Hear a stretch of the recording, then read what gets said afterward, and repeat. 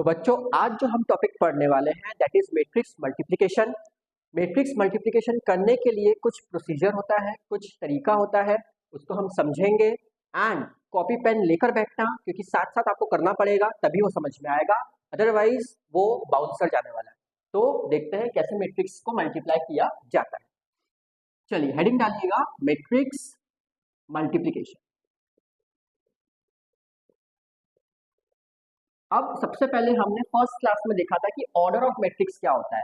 तो अगर मेरे पास में एक मैट्रिक्स ए है 1 7 6 2, बी मैट्रिक्स है सपोज 1 5 ऐसी, और मुझे बोला है कि इनको मल्टीप्लाई करना है, तो पहले तो हम चेक करेंगे कि क्या मैट्रिक्स मल्टीप्लाई पॉसिबल है या नहीं इस केस के लिए। तो जैसे ए को ऑर्डर लिखा, तो ए का ऑर्डर क्या है भाई, 2 रोज है 2 कॉलम्स है, तो इसका ऑर्डर हो गया 2 क्रॉस 2। तो भाई ए का ऑर्डर हो गया 2 क्रॉस 2।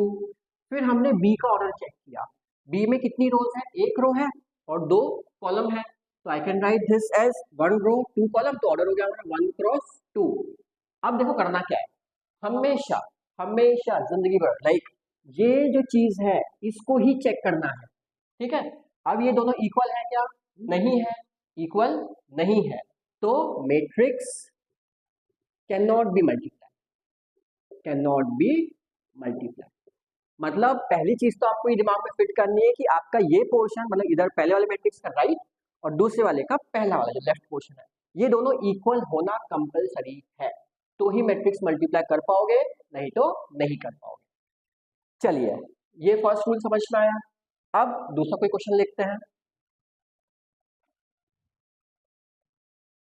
सपोज अब आपको बी मैट्रिक्स दी है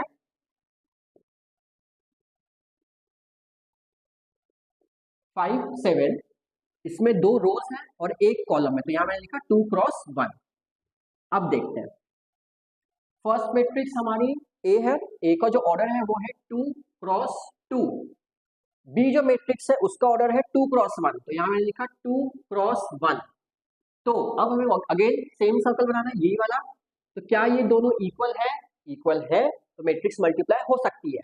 अब ये तो क्लियर है हो सकती है, अब करना क्या है, इन दोनों को इक्वल चेक किया, इसे काट दो, इसे काट दिया, तो अब जो रिजल्ट मतलब जो आंसर आने वाला है, तो वो जो आएगा उसका जो ऑर्डर होगा दैट इज 2 क्रॉस 1, जिसमें 2 रोज होंगे और 1 कॉलम होगा। This is my final resultant matrix जो कि 2 क्रॉस 1 की आएगी। हमें कैसे पता भाई, 2 क्रॉस 2 की भी आ सकती थी, 2 क्रॉस 1 की भी आ सकती थी, तो मुझे नहीं पता कि किस ऑर्डर का मैट्रिक्स का मल्टीप्लिकेशन आएगा, वो हमने चेक किया, इसके हिसाब से ये दोनों कैंसिल हो गए, ऊपर का 2 बचा वो नीचे लिख दिया, इधर का 1 बचा वो नीचे लिख दिया, तो जो फाइनल आंसर आएगा उसका ऑर्डर क्या होगा, 2 क्रॉस 1।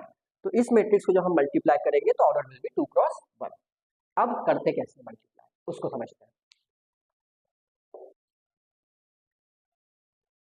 तो अब मुझे सपोज ए इंटू बी निकालना, तो मैंने ए मैट्रिक्स लिखा 1 7 6 2 एंड बी मैट्रिक्स लिखा 5 7। अब एक चीज दिमाग में फिट करो, पहले मैट्रिक्स से रो लेनी है, दूसरे से कॉलम लेना है, पहले से रो दूसरे से कॉलम। तो अब मुझे ये तो समझ में आ गया रफली कि 2 क्रॉस 1 की बनेगी, कैसे बनेगी 2 क्रॉस 1, तो 2 क्रॉस 1 का मतलब हुआ 2 रोज होनी चाहिए और 1 कॉलम होना चाहिए, ये मेरे को समझ में आया, मतलब एक एलिमेंट इधर आएगा, एक एलिमेंट इतना ही आएगा, राइट। अब करेंगे कैसे वो देखो। अब यहाँ पे हमारे पास में इसका मतलब जो हुआ 2 क्रॉस 1 का जनरल मैट्रिक्स क्या बन रहा है, ए 1 1, मतलब ये 1 है, ये 2 है, ये 1 है, ये जनरल बनती है 1 1 और ए 2 1, ठीक। अब इसको हम यूटिलाइज कैसे करेंगे ये देखते हैं। 1 1 का मतलब अब पहले वाले से सिर्फ रो लेनी है और दूसरे वाले से सिर्फ क्या लेना है, कॉलम। तो 1 1 का मतलब है कि फर्स्ट रो को मल्टीप्लाई करना है फर्स्ट कॉलम, मतलब इस रो को मल्टीप्लाई करना है इस कॉलम से, फर्स्ट रो को मल्टीप्लाई करना है फर्स्ट कॉलम से। तो मल्टीप्लाई कैसे करेंगे, 1 5 जा 5 प्लस ये इंटू ये प्लस इसको आगे बढ़ाओ इसको नीचे बढ़ाओ, तो 7 7 जा 49, तो मेरा फर्स्ट एलिमेंट आ गया। अब आते हैं ए 2 1 पे, 2 1 का मतलब सेकेंड रो को मल्टीप्लाई करना फर्स्ट कॉलम से, तो नाउ अब मुझे इसको मल्टीप्लाई करना है इससे, तो 6 5 जा 30, पहले एलिमेंट को पहले एलिमेंट से प्लस इसको आगे बढ़ाओ इसको नीचे बढ़ाओ, प्लस 2 7 जा 14, ये हो गया हमारे पास फाइनल रिजल्ट। जब हम ऐड करेंगे यू विल गेट 54 और यहाँ आप ऐड करोगे तो यू विल गेट 44। तो आई होप आपको मैट्रिक्स मल्टीप्लिकेशन का एक जो कॉन्सेप्ट है वो समझ में आया होगा कि हमें कैसे करना है। हम थोड़े से और एग्जांपल्स लेंगे अभी मैट्रिक्स मल्टीप्लिकेशन के, इसको नोट डाउन कर लीजिए। दूसरा मैं क्वेश्चन दे रहा हूँ, उसको आप ट्राई करिए।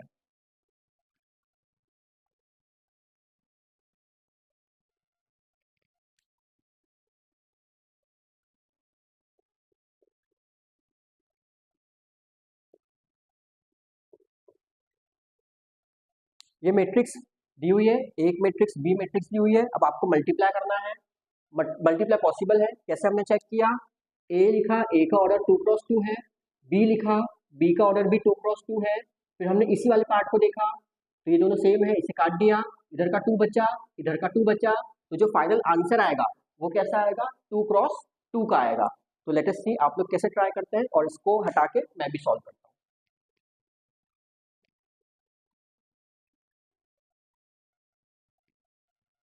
अब हमने लिखा यहाँ पे ए बी, तो फर्स्ट मैट्रिक्स दी है 3 2 1 7 इंटू दूसरी मैट्रिक्स है 1 6 2 1। हमें ये तो समझ में आ गया कि 2x2 की है, मतलब दो रोज दो कॉलम्स बनेंगे, मतलब A11 A12 A21 A22। अब कैसे बनेंगे वो देखिए। तो 1 1 पहले वाले से हमें रोज लेनी है, दूसरे वाले से हमें कॉलम्स लेने हैं।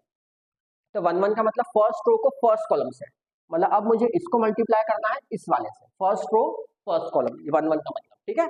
तो 3 1 जा 3 प्लस इसको मल्टीप्लाई किया, प्लस इसको आगे बढ़ाया, इसको नीचे बढ़ाया, तो 2 2 जा 4। अब अगली स्टेप, अब मुझे क्या करना है, इसी को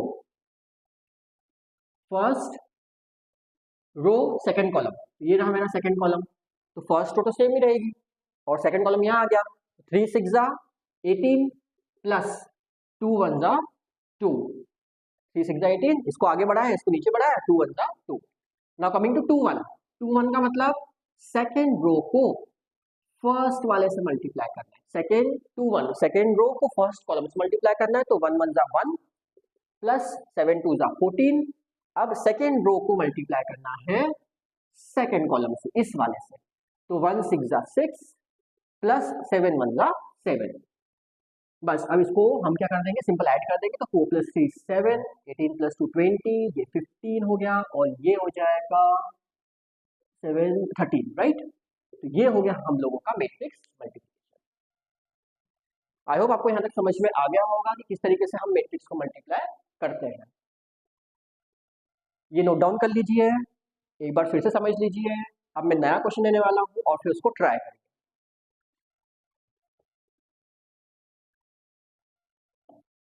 अब ए आपको दिया है 1 2 3 और बी आपको दिया है 7 0 2।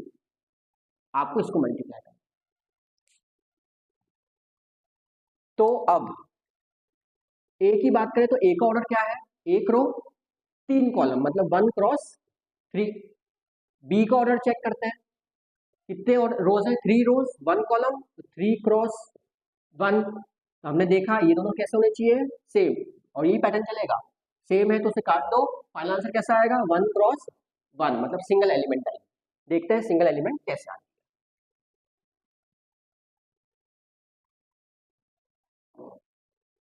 ए इंटू बी, तो ए हमारे पास है 1 2 3 और बी हमारे पास है 7 0 2। तो सिंपल पता है हमें कि एक ही एलिमेंट आने वाली है, तो अगर एक एलिमेंट आएगी मतलब फर्स्ट रो को फर्स्ट कॉलम से मल्टीप्लाई करना है, तो इसको इस पूरे से मल्टीप्लाई करना है, यू विल गेट 1 7 7। फिर इसको आगे बढ़ाया, इसको नीचे बढ़ाया, 2 0 0, इसको आगे बढ़ाया, इसको नीचे बढ़ाया, 3 2 6, you will get 13 as your only single element. तो ये सिंपल सा क्वेश्चन था। अब इसी का एक रिवर्स क्वेश्चन दे रहा हूँ, वो ट्राई करिए।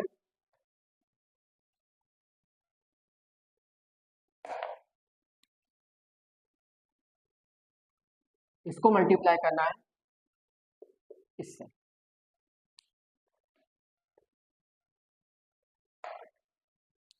ए दिया है बी दिया है। ए का ऑर्डर क्या है भाई, 3 रोज है 1 कॉलम है, तो 3 क्रॉस 1।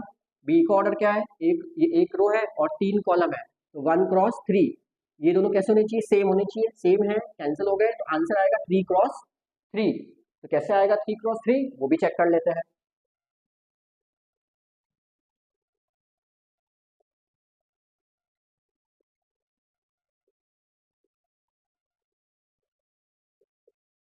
थ्री क्रॉस थ्री का मतलब क्या हो गया, 3 रोज आएंगी एंड 3 कॉलम्स आएंगे। ठीक है भाई, फर्स्ट रो फर्स्ट कॉलम, तो इसमें ये हमारे पास 3 रोज है और 3 कॉलम्स है। फर्स्ट रो फर्स्ट कॉलम लाना है, तो फर्स्ट रो में एक ही एलिमेंट है और फर्स्ट कॉलम में भी एक ही एलिमेंट है, तो कहीं जाना नहीं, सिंपल मल्टीप्लाई कर दो। 5 7 35, 5 3 15, 5 1 5। अब ऐसे ही 1 को तीनों से कर दो, 1 7 7, 1 3 3, 1 1 1, और 2 को तीनों से कर दो, 2 7 14, 2 3 6, 2 1, बिकॉज ये आगे बढ़ने का कोई रोल ही नहीं है और इसमें नीचे बढ़ने का कोई रोल ही नहीं है, तो डायरेक्टली मल्टीप्लाई हो जाएगा फर्स्ट रो को फर्स्ट कॉलम से, first row second column, first row third column, second row first column, second row second column, second row third column, and similarly third का फर्स्ट से, third का second से, third का third. So I hope आपको matrix multiplication का concept समझ में आया होगा कि कैसे हमें मैट्रिक्स को मल्टीप्लाई करना होता है। ठीक, अब हम मिलते हैं अपनी नेक्स्ट वीडियो में, जिसमें हम बात करने वाले हैं transpose of a matrix, and उसी से रिलेटेड एक कॉन्सेप्ट आएगा, that is symmetric and skew symmetric matrix.